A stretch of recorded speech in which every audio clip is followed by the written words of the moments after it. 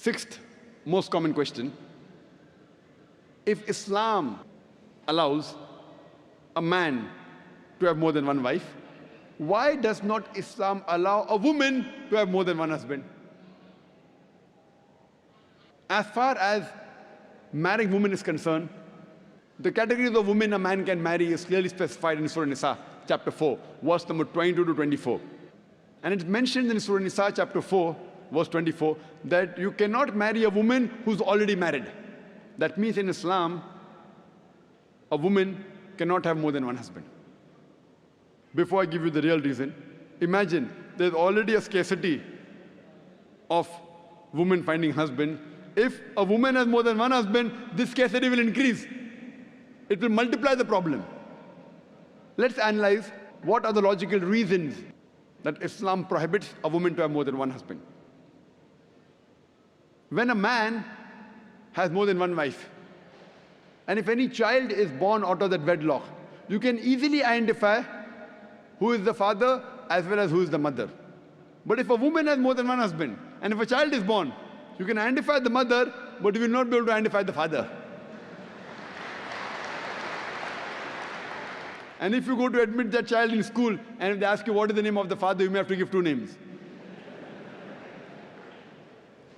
And today psychology, they tell us that identifying the parents is very important for a healthy childhood, especially the identity of the father.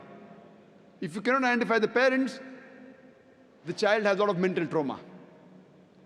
Today, after science has advanced, I'm aware that there is DNA testing and genetic testing, where you can identify who is the father and who is the mother, though it's not very accurate.